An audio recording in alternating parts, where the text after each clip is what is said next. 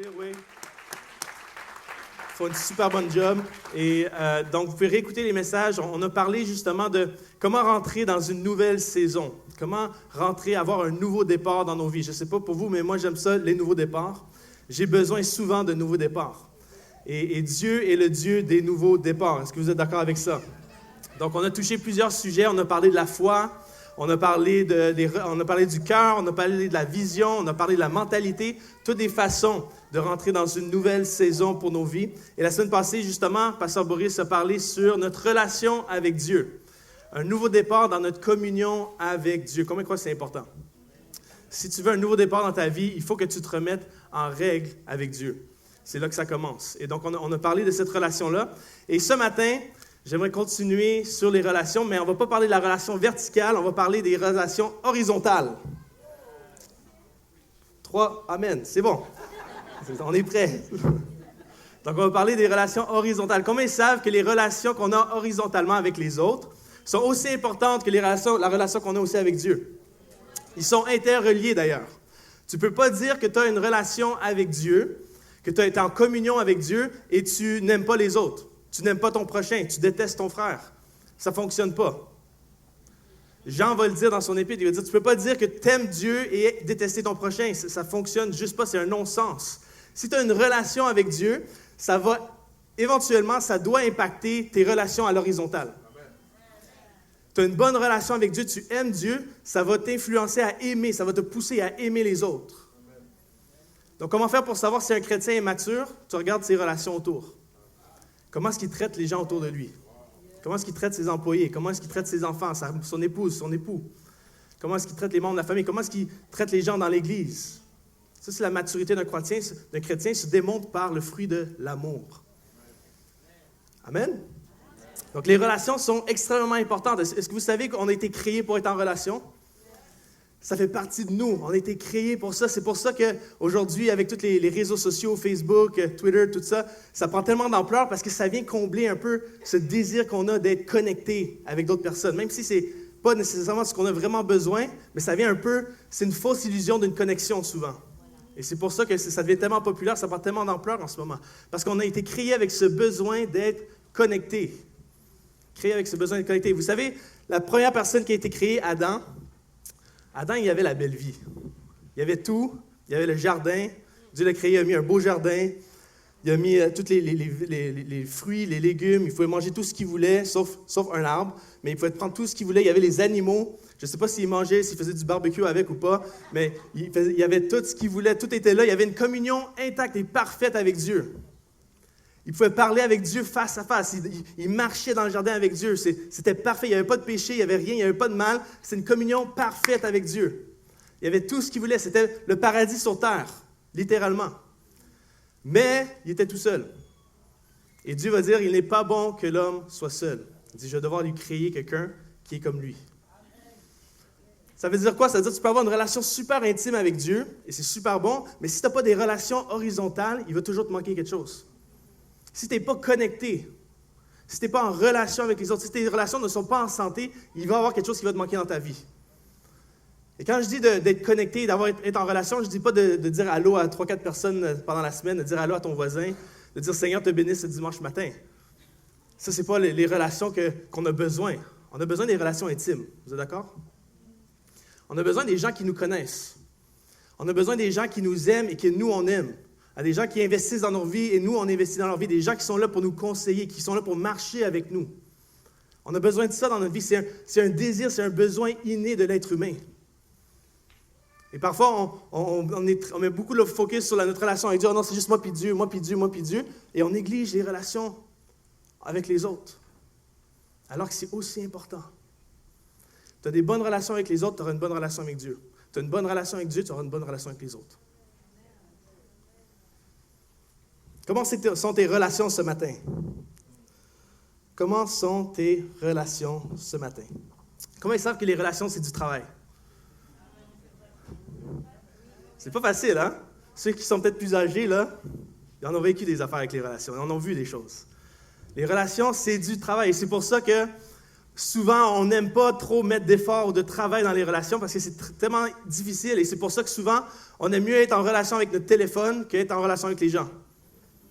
Des fois, on est dans des fêtes, on est dans des trucs, tout le monde est sur leur téléphone en train d'être en relation avec d'autres personnes alors qu'ils sont présents avec plein de personnes autour d'eux.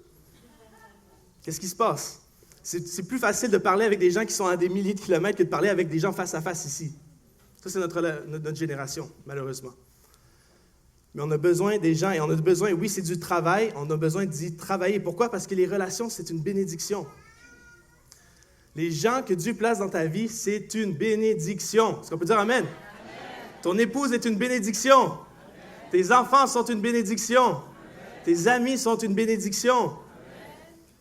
Vous savez, Dieu utilise les relations pour nous travailler, pour nous façonner, pour nous emmener à devenir plus semblables à lui, pour nous emmener à grandir. Tu as besoin de gens dans ta vie pour grandir. Et Dieu aussi va utiliser les relations souvent pour manifester sa bonté envers toi. Vous savez, des fois, on prie Dieu, Seigneur, viens, j'ai un problème dans mon couple, viens intervenir, viens sauver mon couple. Et là, Dieu envoie quelqu'un qui va venir, qui va être là pour parler avec toi, pour échanger avec toi, pour donner des conseils, pour faire du counseling avec toi. Et tu la négliges. Tu dis, non, Seigneur, viens sauver mon couple, fais quelque chose avec mon couple. Et Dieu met des gens autour de toi. Et souvent, Dieu va se manifester au travers de ces gens-là. Vous êtes là. On dit, Seigneur, j'ai besoin d'un travail, donne-moi un travail. Et là, Dieu met quelqu'un avec toi qui va être là pour t'aider à faire un CV, va t'aider à montrer comment faire une entrevue. C'est sa façon de manifester sa bonté, de répondre à tes prières, c'est souvent au travers des gens. On dit, Seigneur, pourvois pour moi, et des fois, on s'attend que le pain tombe du ciel. Bon, c'est déjà arrivé dans la Bible, OK? Je ne dis pas que ça ne peut pas arriver. Mais souvent, ce que Dieu va faire, s'il va appeler quelqu'un, il y a quelqu'un qui va venir, il va préparer du pain pour toi, il va venir te l'emmener, il va dire, voici le pain que tu as besoin. Ça ne va pas venir du ciel, ça va venir des mains d'une personne. Les relations sont importantes parce que Dieu se manifeste au travers des relations. Il manifeste sa bonté. Et souvent, on ne le voit pas. On ne voit pas que c'est les gens qui sont autour de nous qui sont la réponse à nos prières. Est-ce que c'est possible que tu es assis à côté de quelqu'un qui ait une réponse à tes prières? Mais tu ne le vois pas. Tu continues, tu pries, mais Dieu t'a mis des gens autour déjà. Ils sont déjà là. C'est une réponse à tes prières. Vous êtes là ce matin? Ça va jusqu'à date? Les relations sont importantes. Les relations, c'est une bénédiction. Si tu peux te tourner vers ton voisin et te dire, t'es une bénédiction pour moi.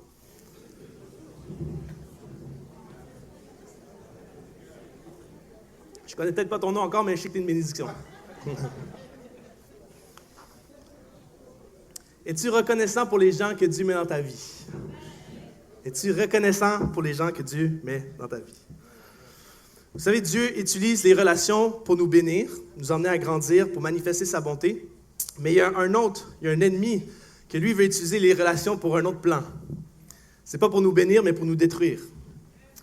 Et cet ennemi-là, on l'appelle le diable qui vient, puis lui, son but, c'est quoi? C'est de voler, c'est d'égorger et de détruire. On le voit dans Jean 10, le voleur ne vient que pour voler, égorger et détruire. Moi, dit Jésus, je suis venu afin que les brebis aient la vie et qu'elle l'ait en abondance. Jésus, lui, veut utiliser les relations pour te donner la vie, et l'ennemi, lui, veut utiliser les relations pour te détruire. Il y a un combat. Et c'est la façon qu'on va dealer avec nos relations va déterminer est-ce que ça va apporter la vie ou est-ce que ça va nous détruire. Combien ils savent que les relations peuvent détruire aussi? Les relations peuvent nous détruire. Si on ne fait pas attention, l'ennemi peut utiliser les relations pour nous détruire. Depuis Adam et Ève, il le fait. Il utilise les relations. Vous avez remarqué que Adam était le paradis sur terre, tout allait bien jusqu'à temps qu'Ève soit créée. Après ça, tout est... C'est une blague. Je ne parle pas en termes de femmes, mais je parle en termes de relations. Les relations, tout de suite, ça a commencé. Il y a des problèmes. C'est une blague, c'est une blague.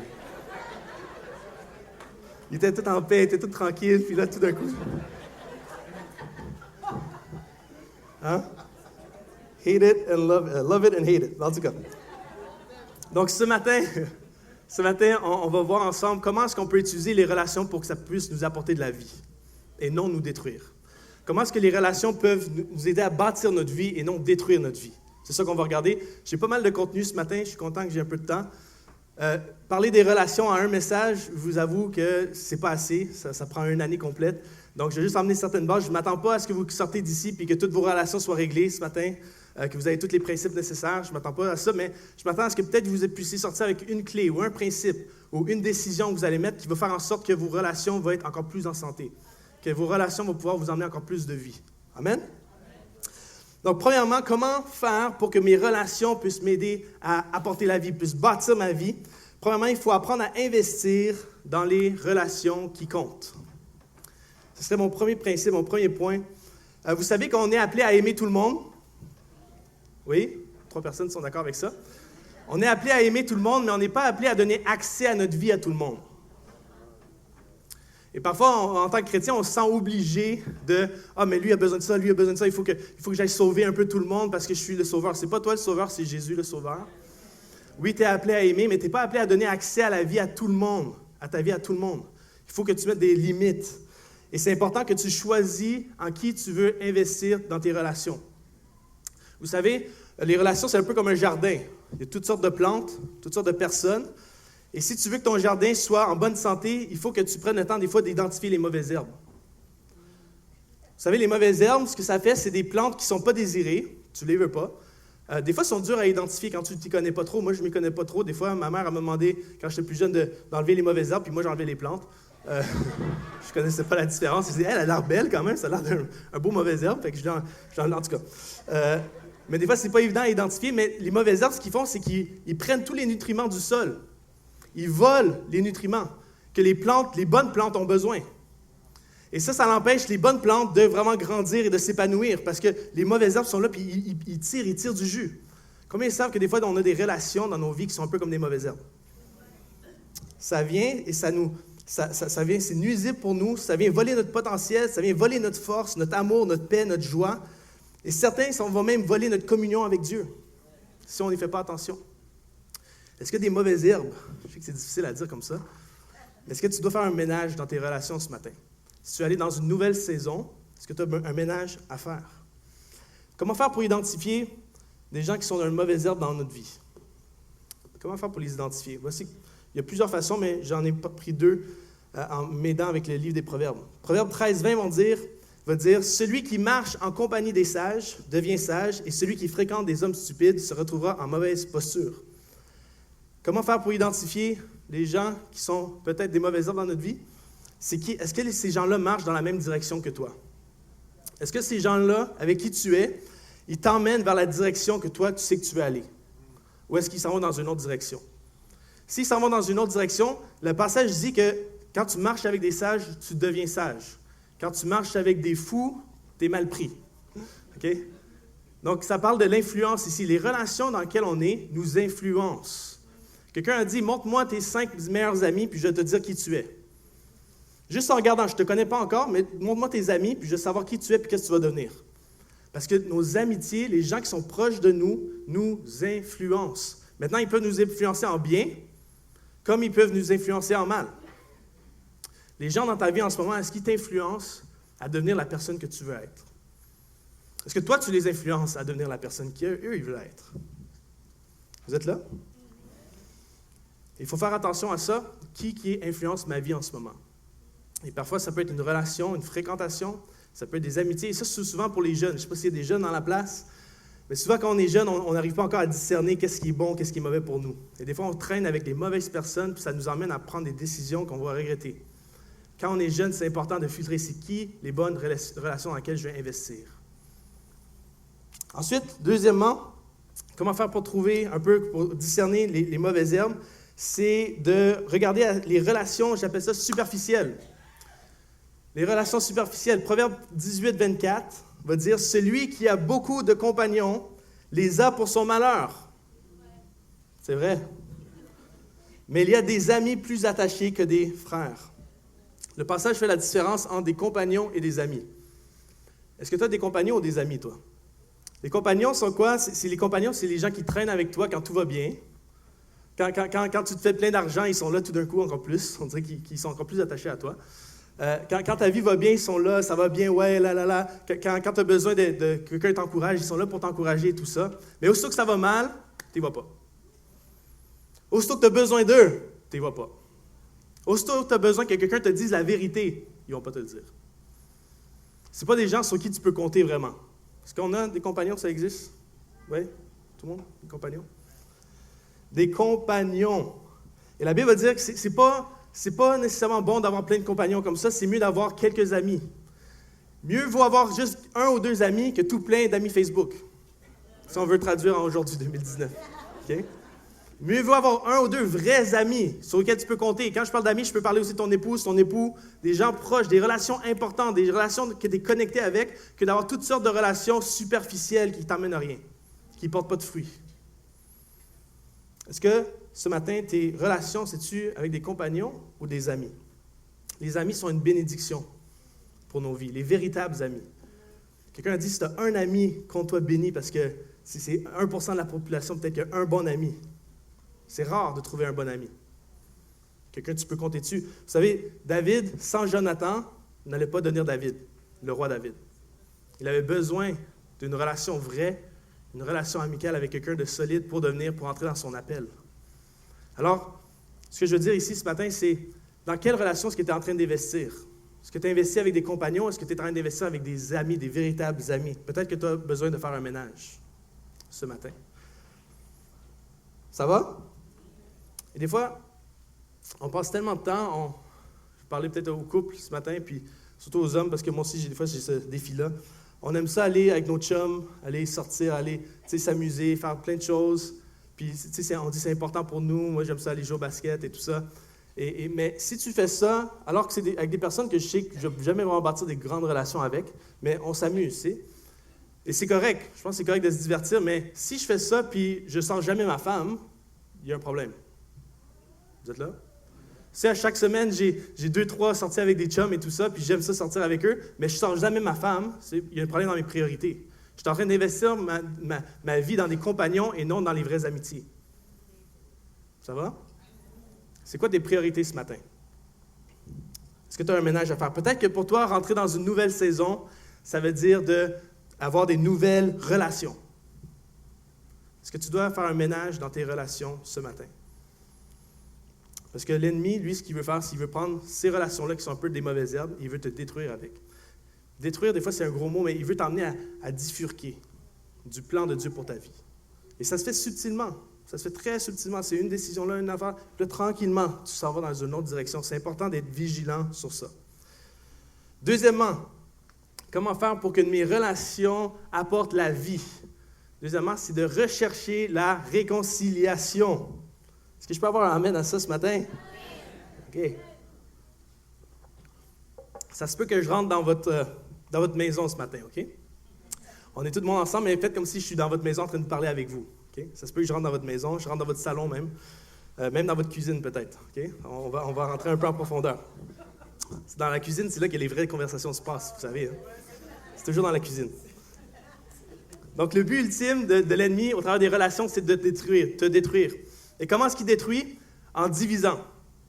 La division est le meilleur moyen de détruire quelque chose. Et c'est pour ça que Marc 3, 24, Jésus va dire, « Si un royaume est confronté à des luttes internes, ce royaume ne peut pas subsister. Et si une famille est confrontée à des luttes internes, cette famille ne peut pas subsister. Aussitôt que quelque chose est divisé, c'est facile de détruire par après. » Les conflits sont une excellente façon de détruire et diviser des couples, des familles, une église, des amitiés, des collègues de travail, une relation avec un patron. Des conflits sont une excellente façon. L'ennemi aime les conflits parce que ça divise. Et quand c'est divisé, là, il peut détruire. Là, il peut faire son œuvre. Alors, c'est pour ça que l'unité et la réconciliation, c'est tellement important aux yeux de Dieu, mais tellement important en général. Être unis, des gens unis, réconcilier, la réconciliation, c'est puissant et c'est tellement important. Parce que c'est par l'unité des couples, c'est par l'unité des familles, c'est par l'unité des mariages, des amis, que le royaume de Dieu avance. Alléluia. Quand les gens sont unis, quand les familles sont unies, le royaume de Dieu peut avancer, la bonne nouvelle de l'Évangile peut être proclamée. Quand tu es divisé, c'est très difficile d'avancer. C'est pour ça que la Bible va mettre tellement d'emphase sur l'unité et la réconciliation. Vous êtes avec moi encore ce matin? Vous savez, Jésus n'est pas venu sur la terre juste pour nous réconcilier avec Dieu. Il est aussi venu pour nous réconcilier les uns avec les autres. C'était sa mission, qu'on soit réconciliés ensemble. Et Jésus va prier à la fin, il dit qu'ils soient un, comme nous on est un. Il va prier pour l'unité. Il est venu pour nous unir. Unir les mariages, unir les familles, unir les amis, unir les collègues de travail. Dieu est le Dieu de la réconciliation. Vous savez pourquoi? Parce que Dieu est un papa. Dieu est un papa. Est-ce que vous avez... Les papas sont là dans la place? Bon, on peut dire aussi les mamans, hein, c'est la même chose. Mais pas la même chose, vous comprenez? Être un parent, c'est quoi? Quand tes deux enfants se chicanent, tu les laisses se chicaner? Peut-être au début, juste pour voir comment ça va aller, s'ils sont capables de gérer ensemble. Mais aussitôt que tu vois que ça commence ils ne gèrent pas du tout, normalement, un bon parent, il va intervenir. Il va dire, « Hey, wow, toi, qu'est-ce qui s'est passé? Toi, qu'est-ce qui s'est pas bon? Toi, dis pardon, là, donne-lui ton jouet. » Le papa, la maman, ils sont là pour amener la réconciliation. Ils n'aiment pas ça quand leurs enfants sont en chicane. Un bon papa, une bonne maman veut toujours la réconciliation. Veut toujours la réconciliation. Et Dieu est un bon papa. Donc, quand il y a des chicanes, il est comme, réconciliez-vous. Réconciliez-vous. Et des fois, nous autres, on est tellement dans nos conflits, on ne pense pas du tout à ça. On pense à nos conflits. On ne pense pas à comment ça affecte le cœur de nos parents. Le conflit dans lequel on est. Amen. Vous savez, les conflits dans les relations sont inévitables. Tout le monde a eu un conflit ici. Même si tu essaies de fuir les conflits, tu vas en avoir un, tu vas tomber sur un conflit pareil. Okay? Je sais qu'il y en a qui n'aiment pas les conflits, il y en a qui essaient de les ignorer, mais tu vas être confronté. Il va falloir que tu apprennes à gérer des conflits si tu veux avancer, si tu veux te marier, si tu veux avoir une famille qui est unie, il va falloir apprendre à gérer des conflits. Les relations qui durent sont les relations dans lesquelles les deux personnes ou le groupe de personnes ont appris à gérer leurs différends. Et c'est pour cette raison-là que Jésus va dire qu'il faut se réconcilier. Et Jésus va même montrer l'urgence de se réconcilier. C'est pas juste fais-le, c'est fais-le maintenant. Des gens, ce matin, si tu veux entrer dans une nouvelle saison, il faut que tu te réconcilies maintenant. Attends pas l'année prochaine, attends pas à Noël prochain, fais-le maintenant.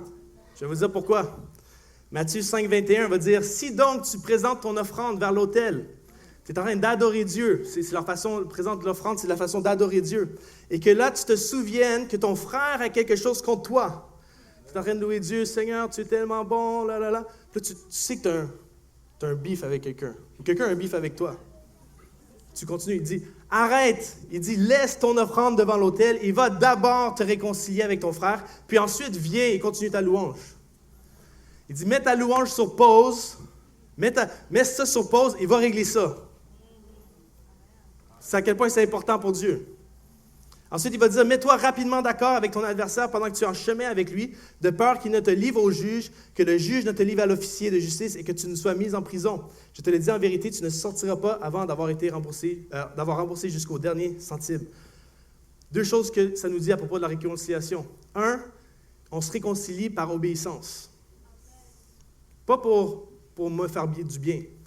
Je me réconcilie, je recherche la réconciliation parce que Dieu me le demande.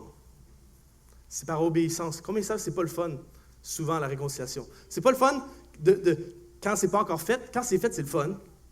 Mais quand c'est pas encore fait, c'est comme, la personne vient, il y a un froid, on se parle pas trop, on se regarde pas trop, on se dit ça, allô ou pas. Ils viennent à notre party de famille, il y a toutes des fois chacun dans son coin. C'est pas le fun. Okay? Puis faire le premier pas, c'est pas le fun non plus, mais c'est par obéissance qu'on le fait. Donc, Dieu va dire, si tu es en train de le louer, arrête. Parce que pour lui, ce qui est plus important, c'est que tu sois réconcilié avec ton frère. C'est plus important ça que tu fasses d'autres choses. Ça, c'est le plus important. Ça, c'est la priorité. La réconciliation est haute dans les priorités de Dieu. Ah, Seigneur, je peux aller servir d'autres personnes, je peux aller faire tout du bien, aller partir en voyage missionnaire, je peux aller louer, je peux aller donner tout l'argent. Tu as un problème avec ton frère? C'est ça le plus important. C'est ça le plus important. Tu peux faire plein de bonnes œuvres, mais si tu n'es pas réglé avec ton frère, ça, c'est la priorité.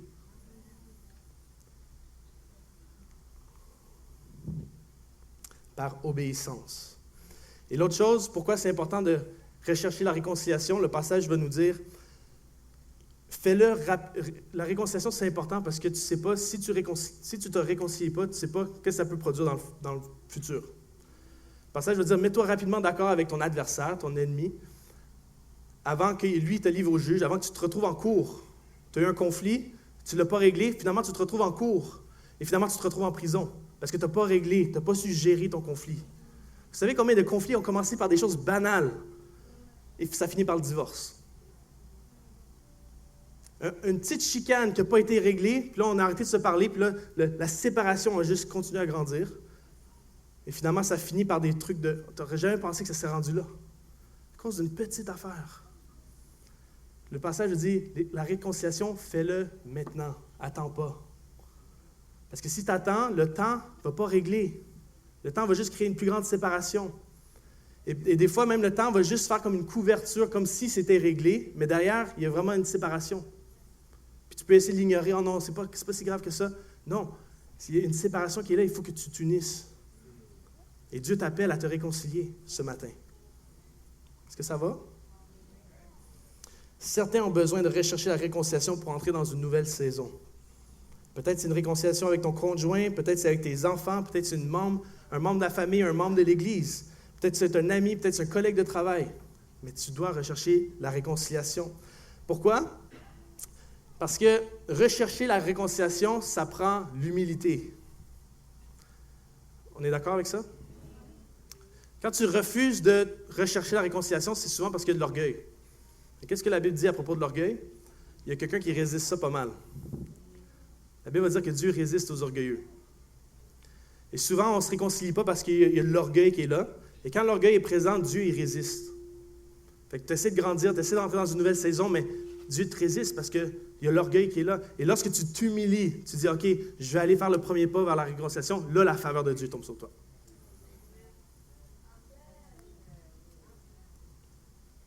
Vous savez, je suis d'accord que ça prend 2 personnes pour se réconcilier.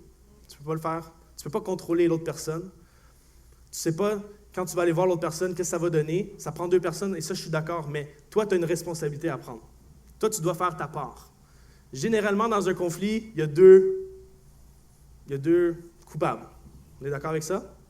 Peut-être toi, tu te dis, mais non, c'est la faute de l'autre personne. Moi, j'ai rien fait. J'ai rien fait du tout. C'est la faute de l'autre personne.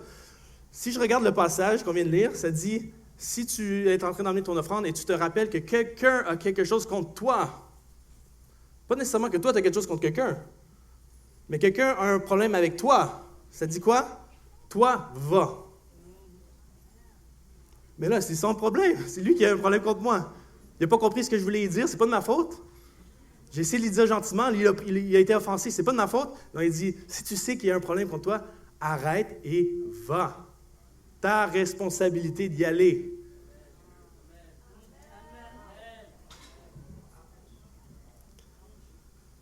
Ta responsabilité d'y aller en tant qu'enfant de Dieu, heureusement, malheureusement, je ne sais pas comment vous voulez le prendre, mais c'est notre responsabilité de rechercher la réconciliation. Matthieu 5,9 va dire « Heureux ceux qui créent la paix autour d'eux. Heureux les artisans de paix. Heureux ceux qui recherchent la paix, qui font les premiers pas pour essayer de retrouver la réconciliation. Ils sont heureux, ils sont bénis. Et je vais les appeler mes enfants. » On représente Dieu réellement lorsqu'on recherche la réconciliation. Est-ce que ça va jusqu'à date? Maintenant, quand tu vas aller pour aller te réconcilier, vas-y pas juste pour le faire, OK? Vas-y juste pas, Dieu m'a demandé de le faire, bon, je vais aller. Ouais, Dieu m'a demandé qu'on se réconcilie, fait que, ouais, c'est ça, bye. Non, OK? Quand tu y vas, il faut de la sagesse, OK? Des fois, on essaie juste d'en débarrasser, puis on le fait rapidement, puis là, ça marche pas, puis c'est son problème. Non, ta responsabilité, c'est quoi? Premièrement, avant d'aller voir, prie. Bon début. Prie déjà pour cette rencontre-là, cette conversation-là qu'il va avoir. Prie que, ton cœur soit dans l'humilité. Prie que Dieu travaille ton cœur. 2, prie que Dieu travaille le cœur de l'autre personne aussi.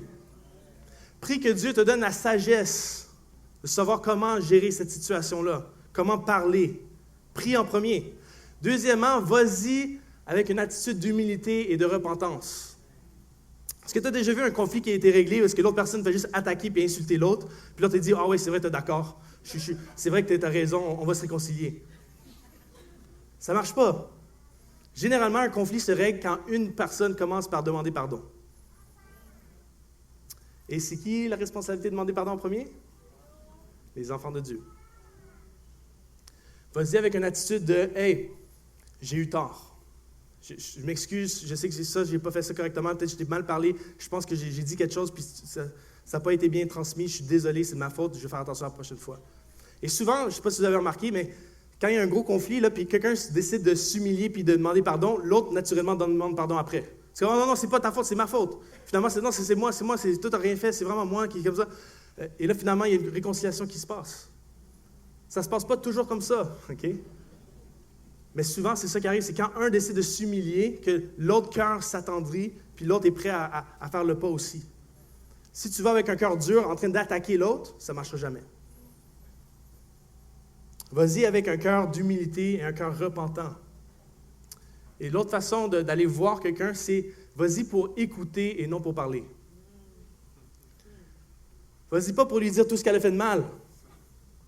Vas-y pour dire, hey, j'aimerais comprendre comment tu as vécu cette situation-là. Explique-moi. Écoute et ensuite parle. Jacques, le verset dans Jacques, c'est une clé pour tous les couples. Ça dit, soyez prompt à écouter et lent à parler. Ça, là, ça sauverait des mariages, ce serait incroyable si on ferait tout en pratique. Si avant d'essayer de prouver notre point, on prendrait le temps d'écouter le point de l'autre, combien de conflits on n'aurait pas éclaté juste parce qu'on aurait pris le temps d'écouter. Quand tu vas voir quelqu'un, tu prends le temps d'écouter en premier, comprendre ses émotions, comprendre ses sentiments, comment on s'est senti, et ensuite tu peux parler. Ensuite, tu peux expliquer ton point de vue. Ça va? Des petits conseils, je fais des cantilines, des petits... Je suis sûr qu'il y a tellement de conflits qui seraient réglés rapidement si on aurait appris à les gérer rapidement, puis on aurait eu du tact en le faisant. En tant qu'enfant de Dieu, on doit être des professionnels dans la réconciliation. Ça devrait être un art. Il dit les artisans de paix, on est des artistes. C'est tout un art à amener la réconciliation, vous êtes d'accord? Mais c'est ça, c'est notre appel, être des artisans de paix. Ça va? Donc maintenant, si tu es allé voir la personne avec, tu as prié avant, tu as demandé pardon, tu es venu, tu as écouté, tu as essayé de comprendre, vous avez essayé de chercher une solution, et ça ne marche toujours pas. La personne ne veut rien savoir. Tu ne peux pas la forcer. Essaie pas de contrôler les affaires. Tu la laisses. Tu lui dis, quand tu seras prête, je suis disponible. Quand tu seras prête à parler, on en parlera. Et ensuite, tu pries pour elle. Tu la bénis. Et très important, tu ne parles pas en mal d'elle autour de toi. Souvent, ça te frustre tellement qu'elle ne veut pas se réconcilier avec toi, mais tu trouves une autre façon de te venger. Puis là, tu dis, mais regarde ce qu'elle a fait, puis moi, j'ai essayé de me réconcilier, mais elle ne voulait pas. C'est pas mieux. Puis t'attends. Tu pries. Tu gardes la porte ouverte. Tu montes. Tu dis toujours que la porte est ouverte pour la réconciliation. T'attends, tu pries. Quand le bon moment va venir, tu y vas. Il y en a des personnes, je pense qu'il faut que vous relâchez, vous prenez peut-être trop sur vos fardeaux, qu'il faut que tu te réconcilies maintenant. Et oui, il faut le faire maintenant, mais si l'autre n'est pas prête, tu relâches. C'est entre les mains de Dieu maintenant. C'est plus ton fardeau à porter, tu as fait ce que tu avais à faire. Si tu le fais bien, tu as fait ce que tu avais à faire. Tu as laissé la porte ouverte, maintenant laisse Dieu agir. Relâche ce fardeau-là que tes enfants ils doivent se réconcilier maintenant. Tu as fait ce que tu avais à faire, tu as essayé de faire ce que tu pouvais faire, maintenant laisse Dieu agir.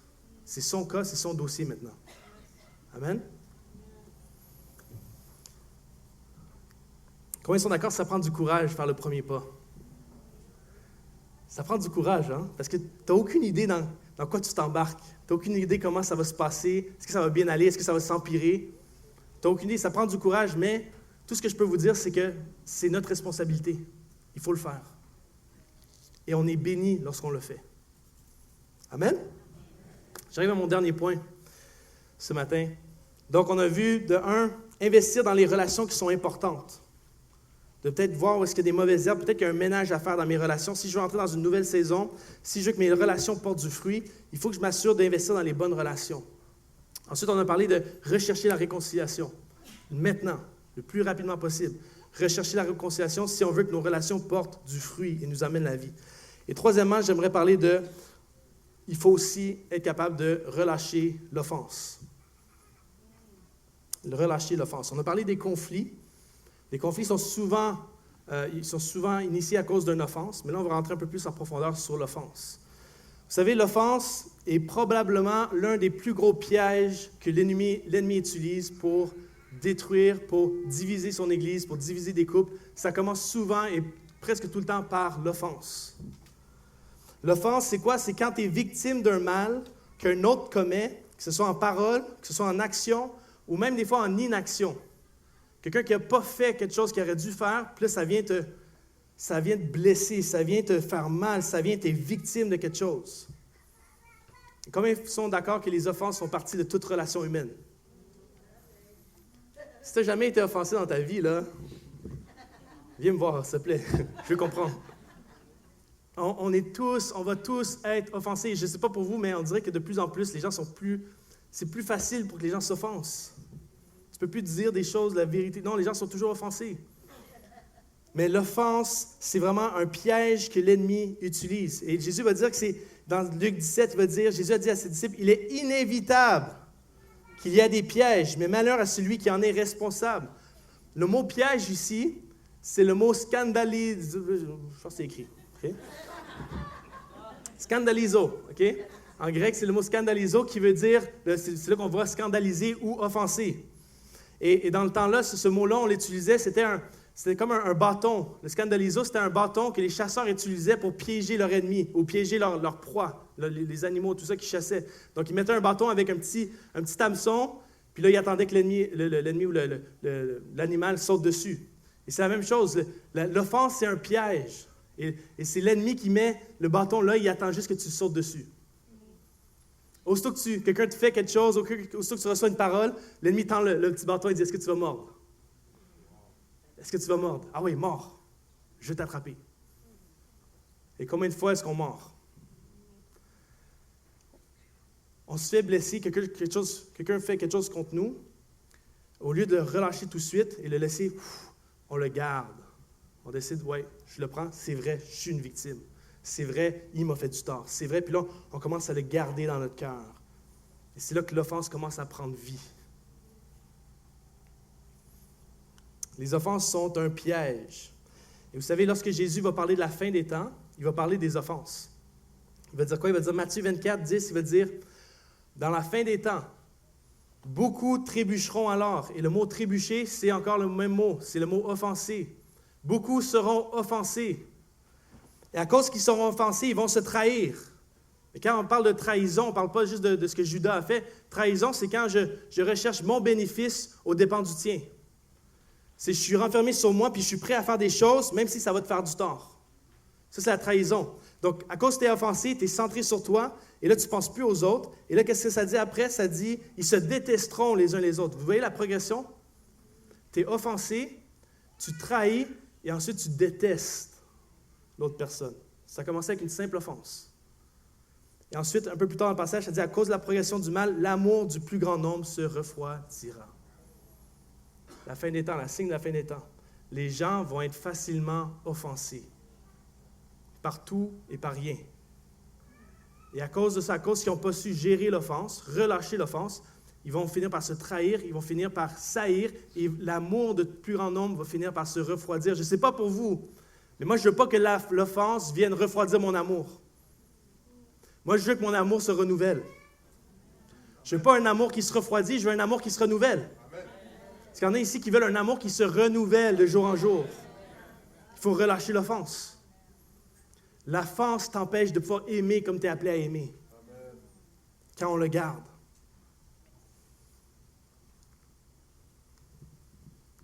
Vous savez, je comprends qu'il y a différents niveaux d'offense. Il y a des petites offenses, on est d'accord avec ça? Il y a des offenses qu'il faut juste que tu apprennes à faire comme. Puis il y a trop de personnes qui prennent des petites offenses puis font un big deal.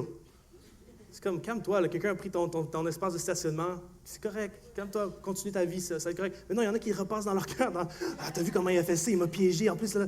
Non, chill, OK? Laisse ça aller. Quelqu'un t'a dit quelque chose un peu bête, il fait une malfaçon, ah, regarde comment il m'a dit, puis là, tu médites ça, ah oui, ben, sûrement parce qu'il pensait à ça, quand il l'a dit. Yo, chill. Laisse ça aller. Il y en a qu'il faut que vous appreniez à devenir inoffensable. Vous êtes trop facilement offensé. Est-ce que ça vous offense quand je dis ça? Si tu t'es senti offensé par ça, peut-être que ça te concerne. Vous êtes trop facilement offensable. Vous apprenez à juste, hey, ça vaut pas la peine. Ça vaut pas la peine que je perde ma paix à cause de cette situation-là. Ça vaut juste pas la peine. Je mets ça de côté. Ça, c'est les petites offenses. Maintenant, il y a les plus grandes offenses. Et ça fait mal. Les offenses de trahison, de rejet, d'abandon. Il y a des choses que les gens peuvent faire qui font vraiment mal. Et ça, je suis tellement conscient de ça. Et ça, c'est tout un autre domaine. Là, c'est pas juste « je l'ignore ». Non, ça, il faut que tu creuses puis que tu regardes ce qui s'est passé. Là. Il faut que tu gères ça. Et trop de personnes, ils prennent des grosses offenses puis ils vont « Ah non, rien s'est passé. Rien s'est passé. C'est correct, je suis contre la joie du Seigneur est avec moi. » Non. À l'intérieur, il n'y a pas de joie, là. Peut-être sur ton visage, mais dans ton cœur, il n'y a rien. Et si tu n'apprends pas à gérer tes offenses, les offenses qui t'ont été faites, si tu n'apprends pas à les relâcher, tu vas être un chrétien qui sourit très beau, avec un beau sourire, mais rien dans le cœur. Et là, quand ça arrive, des plus grandes offenses, là, il faut apprendre le pardon. Il faut apprendre à pardonner. Et je ne sais pas ce matin, mais le pardon, c'est une puissance qui libère. Et je pense qu'aussi plusieurs ce matin, pour entrer dans une nouvelle saison, avoir un nouveau départ, il va falloir que tu pardonnes à certaines personnes. Il faut que tu pardonnes à certaines personnes. Et vous savez, ce qui nous rend différents en tant qu'enfants de Dieu, c'est pas tant le fait qu'on est capable de faire des belles réunions, chanter de la bonne musique. Il y a plein de personnes qui sont capables de chanter et de faire de la musique bien mieux que nous, même si c'est super bon. C'est pas notre capacité d'avoir une belle Bible et connaître des versets bibliques. Il y a des gens qui ne sont pas chrétiens qui connaissent la Bible mieux que nous. C'est pas ça qui nous rend différents. Vous savez ce qui nous rend différents en tant que chrétiens? C'est notre capacité de pardonner. Les gens peuvent aimer des gens. C'est facile d'aimer quelqu'un qui t'aime, d'aimer quelqu'un qui ne te fait pas de tort. Tout le monde est capable de faire ça. Ça, c'est humain. Ça, c'est l'amour humain. Mais l'amour inconditionnel, l'amour de Dieu, l'amour surnaturel, ça, c'est l'amour qui est capable de pardonner même les pires torts qu'on t'a fait. Ça nous rend différents du reste du monde. Un parent qui est capable de pardonner, il y a des témoignages de ça, des parents qui sont capables de pardonner la personne que tu es, leur enfant. Ça prend un amour surnaturel. C'est pas humain. Et ça, c'est l'amour qui est disponible pour nous. Ça nous prend une force surnaturelle. Pour plusieurs d'entre vous, par vous-même, vous ne pouvez pas pardonner. Il vous faut quelque chose de surnaturel pour le faire. Et aussi, vous savez, c'est qui cette personne? C'est Jésus. Vous avez besoin d'un sauveur pour vous aider à pardonner. Et cette personne-là, ce sauveur-là, c'est Jésus. Je ne sais pas si tu connais Jésus ce matin, mais je t'invite à le connaître. Il a changé ma vie, il a changé la vie de ma grand-maman, de mes parents, de tellement de personnes. Est-ce qu'il y en a ici que Jésus a changé leur vie? Est-ce qu'il y en a ici que Jésus a été la cause d'une réconciliation, d'un pardon, de quelque chose de surnaturel qui s'est passé dans notre famille? C'est Jésus la solution. Jésus, c'est le Fils de Dieu qui est venu sur la terre. Il est venu comme un être humain. Il a vécu une vie parfaite. Vécu une vie parfaite jusqu'au bout. Mais on l'a crucifié. D'ailleurs, on dit qu'on l'a crucifié, mais c'est lui-même qui a offert sa vie. C'est lui qui a offert sa vie. Et alors qu'il était sur la croix, en train de souffrir, proche de la mort, là, il va dire certaines paroles. Et une des paroles qu'il va dire qui est fou, il va regarder ceux qui sont en train de crucifier, ceux qui sont en train de se moquer de lui, puis il va dire, « Seigneur, pardonne-leur, parce qu'ils ne savent pas ce qu'ils font. » Une des dernières actions de Jésus avant de mourir, c'était le pardon. Pardonne-leur, je les pardonne, pardonne-leur. Et vous savez, parfois on pense que Jésus il parlait juste aux soldats romains qui l'ont flagellé, qui ont craché sur le visage, qui ont mis une couronne d'épines dessus, injustement. On pense qu'il parle juste aux Romains qui l'ont crucifié, qui sont en train de se moquer de lui. Il ne parlait pas juste aux Romains, même si c'était affreux ce qu'il a vécu avec eux. Il parlait aussi à toute la gang. J'appelle la gang. Toute la gang qu'une semaine avant, quand il est rentré à Jérusalem, tout le monde était comme « Hosanna! Seigneur, Seigneur de gloire, tu es notre sauveur, tu es notre roi. Wow, on t'aime, tu es tellement beau, tu es tellement incroyable, Jésus, on t'aime, on t'aime. » Et quand Jésus est en train de marcher sur le chemin de la croix, il n'y a personne qui est là. D'ailleurs, ces mêmes personnes-là, je suis sûr qu'il y en a dans ces mêmes personnes-là, une semaine avant, ils disaient « Hosanna, Hosanna » et l'autre semaine avant, ils disaient « Crucifiez-le ». Même personne. Une semaine avant, wow, Jésus, t'es incroyable. Juste parce que la foule, tout le monde était dedans, wow, t'es incroyable. L'autre semaine, oh non, il faut le crucifier, lui. Il parlait aussi à cette foule-là. Mais il ne parlait pas juste à cette foule-là, il parlait aussi à d'autres personnes. Quand il disait pardonne-leur, il parlait aussi des gens pendant 3 ans qu'il avait guéris. Des gens qui avaient aidé à retrouver la vue, que toute leur vie étaient aveugles, et ils ont aidé à retrouver leur vue. Toute leur vie, il y en a qui boitaient, ils les aidaient à se relever. Tous ceux qui étaient par l'emprise de démons, il a chassé les démons. Tous ceux à qui il a nourri, tous ceux qui a béni, tous ceux qui a donné une vie nouvelle. Toutes ces personnes-là, ils étaient où quand lui avait besoin d'eux? Tous ceux que quand ils pouvaient recevoir quelque chose de Jésus, ils étaient là, en foule, waouh, waouh, waouh. Mais aussitôt que Jésus ne pouvait plus rien leur donner, on ne les voit plus. Ça t'est déjà arrivé d'avoir des relations de même? Tu donnes, puis ils en prennent. Puis aussitôt que tu n'as plus rien à donner ou tu vis une situation, tu ne les vois plus. Jésus, il dit, je les pardonne, ces personnes-là aussi.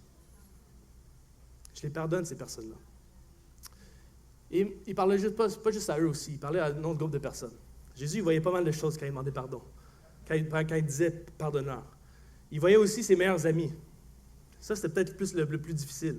Parce que vous savez que le pardon, c'est le plus difficile quand c'est des gens proches de toi. Jésus voyait aussi ses disciples, ses meilleurs amis, les gars dans lesquels il investit 3 ans de sa vie.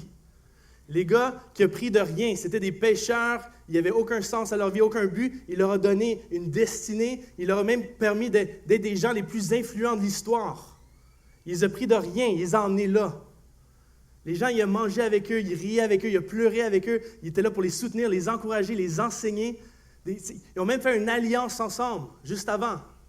On est ensemble, puis là, les disciples disent « Ouais, on a ton bac, Jésus, on est avec toi, on est avec toi. » Et là, aussitôt que les soldats romains ils s'en viennent, la Bible nous dit même, je pense qu'il y en a un qui est parti tout nu. Oh non, ça devient trop compliqué, oh, je m'en vais. La relation elle devient trop intense, non, je m'en vais. Je peux pas m'engager à ce niveau-là. Ils sont tous partis. Pierre le renié. Jésus, il pensait aussi à eux quand il demandait pardon, quand il disait « Pardonne-leur. Pardonne mes meilleurs amis. » Parce que j'étais là pour eux tout le temps, je les ai emmenés à une certaine place, puis quand moi j'ai eu besoin d'eux, il y a juste Jean et ma mère qui sont là. Le reste, on ne les trouve pas. Mais Jésus voyait d'autres mondes quand il n'y a pas juste ceux-là. Jésus voyait aussi toutes les prochaines générations. Je pense que Jésus voyait tous les meurtres, toute la violence, toute la corruption, tous les mensonges qu'elle allait avoir, tout le péché qui allait détruire l'humanité. Jésus voyait tout ça. Il voyait toi, il voyait ta vie. Il voyait tes fautes, il voyait tes manquements, il voyait toutes les choses que toi tu as faites. Et vous savez, souvent, on fait des choses contre les autres, puis on pense que c'est juste entre nous. C'est pas juste entre nous, c'est contre Dieu qu'on le fait aussi. Vous êtes d'accord avec ça? Pourquoi? Parce que Dieu, c'est un papa. Quand 2 enfants se chicanent, est-ce que ça l'affecte juste les enfants? Ça l'affecte les parents aussi.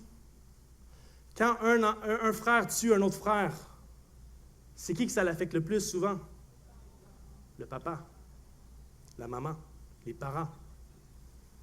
Quand une famille est dans le désordre parce qu'un pêche et l'autre mensonge et tout ça, c'est les parents qui subissent la plus grosse souffrance souvent. Imaginez Dieu. Imaginez Dieu qui voyait tout ça, les années, les générations de ses enfants qui allaient s'autodétruire quasiment. À quel point il y a la souffrance qui vient avec ça. Jésus qui voyait tout ça, pas juste dans le présent, mais dans l'avenir, pour les prochaines années. Il voyait tout ça. Il est capable de dire, je les pardonne. Je les pardonne. Pour toute la souffrance, je les pardonne. Et il y a quelqu'un ce matin qui a besoin de réaliser, premièrement, que tu as été pardonné de toutes tes fautes. Lorsque tu mets ta foi en Jésus, tu es pardonné de toutes tes fautes. Et c'est lorsque tu réalises à quel point ce pardon-là est immérité, à quel point ce pardon-là, c'est juste de l'amour inconditionnel, à quel point ce pardon-là, tu n'as rien fait pour l'avoir. C'est quand tu réalises ça, quand tu le reçois, c'est là que tu as une capacité de pardonner à ton tour. Je ne sais pas si les musiciens sont là, on peut commencer à jouer. Il y a quelqu'un ce matin qui a besoin de recevoir le pardon de Dieu. Tu as besoin de réaliser à quel point le pardon de Dieu a coûté cher à Jésus. Parce que des fois, on dit « Ah, Jésus est mort à la croix pour moi, merci Seigneur », mais on ne réalise pas le coût. Combien ça lui a coûté pour le faire. Et ça lui a coûté extrêmement cher. Ça lui a coûté son fils unique pour le faire. Et toi, des fois, tu dis, je veux pardonner, mais ça va me coûter trop cher. Il y a quelqu'un qui a payé un prix beaucoup plus grand. Et si tu es prêt à accepter ce prix-là, il va te donner la force, la capacité de aussi, toi, payer ce prix-là. Ce matin, il y a quelqu'un qui doit relâcher l'offense. Ça fait trop longtemps que tu le traînes. Ça fait trop longtemps que c'est là. Je ne sais pas si déjà tu as peut-être quelqu'un dans ta tête, certaines personnes, peut-être quelqu'un dans ta tête, tu sais qu'il faut que je pardonne cette personne. Peut-être la personne est morte. Peut-être sa personne, elle habite à des milliers de kilomètres, je ne sais pas. Peut-être ça fait des années, peut-être c'est récent. Mais tu dois relâcher si tu veux entrer dans ta destinée. Mais pour ça, tu dois recevoir l'amour de Dieu. Tu dois recevoir le pardon de Dieu. Et quand tu vas le faire, tu vas être libéré. Est-ce qu'il y en a qui veulent être libérés ce matin? Est-ce qu'on peut se lever ensemble?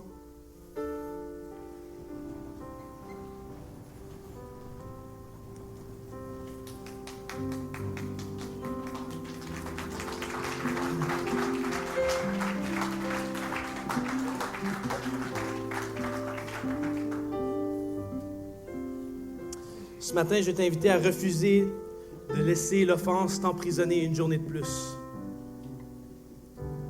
Refuse ça. Refuse-le. Et ce matin, ce qu'on a parlé au niveau des relations, je l'avais dit au début, c'est pas évident, c'est pas facile. On a besoin de l'aide du Saint-Esprit. Il y en a ici, vous avez besoin de l'aide du Saint-Esprit pour couper certaines relations. Il y a des relations qui vous font du tort, il y a des relations qui vous éloignent de Dieu. C'est peut-être une fréquentation, vous avez besoin de l'aide parce que par vous-même, vous n'êtes pas capable de le faire. Vous avez besoin de l'aide du Saint-Esprit pour faire le ménage dans vos relations. Il y a d'autres personnes ici, vous avez besoin d'aide du Saint-Esprit pour faire le premier pas vers la réconciliation. Vous avez besoin du courage, vous avez besoin d'humilité, vous avez besoin de sa force parce que ça fait tellement longtemps et vous ne savez pas comment ça va se percevoir, vous ne savez pas ce qui va se passer, vous avez besoin de l'aide du Saint-Esprit. Le Saint-Esprit est là pour aider. Il y en a ici, vous avez besoin de l'aide du Saint-Esprit pour pardonner, pour relâcher l'offense. Ça ne se fait pas normalement, ce n'est pas humain. Ça prend une intervention divine. Et tu as besoin de l'aide du Saint-Esprit.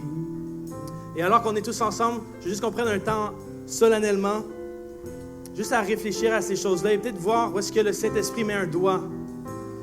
Est-ce qu'il y a quelqu'un, est-ce qu'il y a une relation que tu dois faire un ménage dedans? Est-ce qu'il y a une relation que tu dois te réconcilier? Est-ce qu'il y a une offense que tu dois relâcher? Quelqu'un que tu dois pardonner? Laissez le Saint-Esprit parler à ton cœur.